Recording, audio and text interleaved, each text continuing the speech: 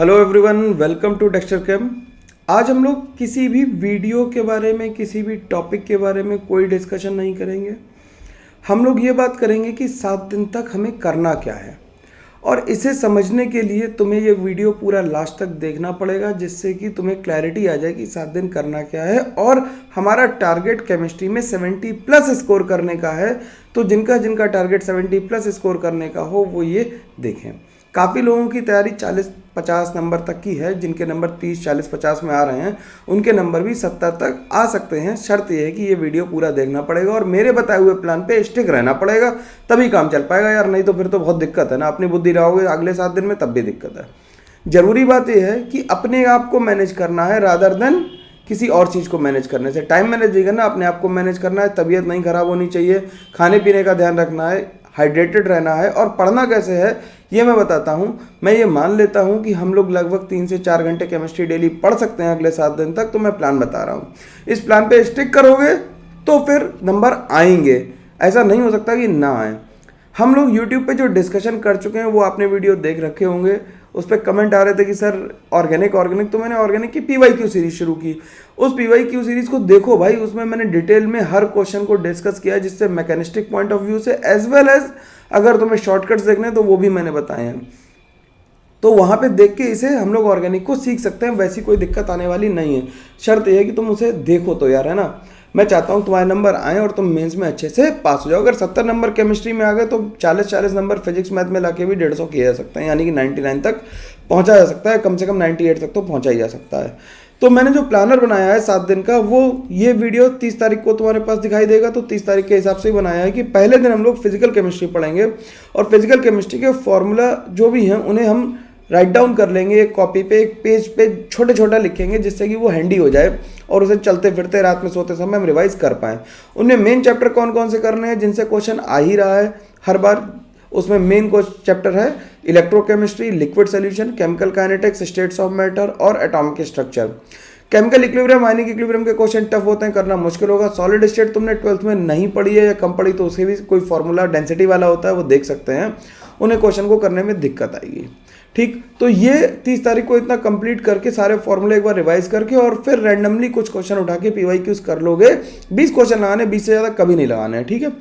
तो तुम्हारा जो फिजिकल केमिस्ट्री का पोर्शन है वो तैयार हो जाएगा, और इससे लगभग मैं बता रहा हूँ कि 20 से 25, मैंने 20 नंबर लिखे हैं लेकिन आएंगे उससे ज़्यादा, लगभग 24 से 28 नंबर, 7-8 क्वेश्चन तक इससे मिल जाएंगे। तो आसानी से फॉर्मूला बेस्ड क्वेश्चन होंगे जिनसे काम चल जाएगा तुम्हारा बहुत बढ़िया। ठीक, अब उसके बाद 31 तारीख को क्या करेंगे? 31 तारीख को हम लोग पढ़ेंगे बायोमोलिक्यूल्स, पॉलीमर और कोऑर्डिनेशन केमिस्ट्री। बायोमोलिक्यूल्स में स्ट्रक्चर ऑफ शुगर्स पढ़ेंगे और टेस्ट ऑफ शुगर्स पढ़ेंगे। अमीनो एसिड्स में एसेंशियल अमीनो एसिड्स देखेंगे, और अमीनो एसिड्स के थोड़े से टेस्ट फिंगरप्रिंटिंग वगैरह देख लेंगे। और हम लोग पॉलीमर्स में मोनोमर और पॉलीमर वाली टेबल जो बनी हुई है NCERT में, केवल उतनी भी याद कर लोगे तो काम चलेगा, जिनसे लगभग 12 नंबर के क्वेश्चन आ रहे हैं। कोऑर्डिनेशन केमिस्ट्री को इंक्लूड कर लेंगे, तो उसमें मेटल कार्बोनिल स्पेक्ट्रोकेमिकल सीरीज पे बेस्ड क्वेश्चन, ठीक है, क्रिस्टल फील्ड थ्योरी वाले और हाइब्रिडाइजेशन वाले क्वेश्चन, ये छोटे छोटे डाइपोल मैग्नेटिक मूवमेंट वाले क्वेश्चन, ये छोटे छोटे क्वेश्चन आ रहे हैं, इन्हें करा जा सकता है बिल्कुल आसानी से, है ना। कोई दिक्कत इसमें आने वाली है नहीं, तसल्ली से करो। देखो पैनिक कर जाओगे तो फिर बहुत दिक्कत है यार, मैं नहीं चाहता कि तुम आखिरी मोमेंट पे पैनिक करो। ठीक, नेम रिएक्शन को और ऑर्गेनिक की जो नेम रिएक्शन है, मैं कोशिश कर रहा हूँ जो PYQ सीरीज है उसमें ज़्यादातर नेम रिएक्शन मैं कवर कर दूँ, क्योंकि उन्हीं के क्वेश्चन आए हुए होंगे, तो उन वीडियोज़ को देख के नेम रिएक्शन कवर हो जाएंगी तुम्हारी। और टेस्ट ऑफ कंपाउंड जैसे Fehling solution, Benedict solution, Tollens reagent, Lucas test, Victor Meyer test, इन्हें भी हम लोग करते रहेंगे, तो फिर हमें आराम मिलेगा। ठीक, इनके भी क्वेश्चन, अगर मैं नेम रिएक्शन की और इन सब की बात करूँ तो इनके क्वेश्चन लगभग 3-4 क्वेश्चन आएंगे, तो मैंने नियर अबाउट 12 नंबर मान लिए कि इतने तुम सही कर दोगे। ये नंबर वो लिखे हुए हैं जो तुम सही कर दोगे यार, वो वाले लिखे नहीं है जो मतलब आएंगे। तो 20 नंबर ये हो गए, 12 ये हो गए, 12 ये हो गए, यानी 44 नंबर तो यही होगा।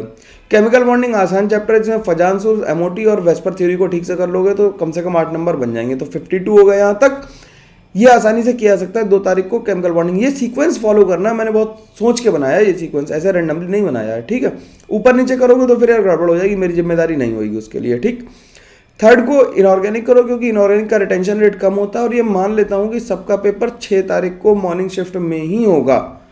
ठीक, उसके हिसाब से है, अगर तुम्हारा पेपर 8, 9, 10 में तो इस प्रोसेस को फिर से एक बार रिपीट करेंगे, कुछ एडिशनल नहीं पढ़ने की ज़रूरत है। 11th में एस ब्लॉक, पी ब्लॉक और हाइड्रोजन को हम लोग अच्छे से करेंगे। बोरॉन और कार्बन ज़्यादा अच्छे से करके जाना, और एस ब्लॉक में एल्कली मेटल्स, ठीक, इन्हें ज़्यादा अच्छे से करके जाओगे तो फ़ायदा मिलेगा। ऑर्थो और पैरा हाइड्रोजन के बारे में पढ़ के जाना, हो सकता है सवाल आए, क्योंकि मैं तो पेपर डिस्कस करूंगा सारे। अगर मेरे को सवाल मिल गया और तुमने नहीं लगाया तो भाई तुम्हारी गलती मानी जाएगी इसमें, ठीक। फिर 12 तारीख को, मतलब जो 4 तारीख को हम लोग 12th की इनऑर्गेनिक पढ़ लेंगे, जिसमें पी ब्लॉक, डी ब्लॉक और मेटलर्जी वाला पोर्शन करेंगे। अगर पूरी इनऑर्गेनिक हमने 11 12 की कर ली तो यार 40 नंबर है, जिन्हें करने में हार्डली 8 मिनट लगेगा, है ना। 40 नंबर इन 8 मिनट्स करे जा सकते हैं, बिल्कुल पॉसिबल है, बिल्कुल करने चाहिए हमें।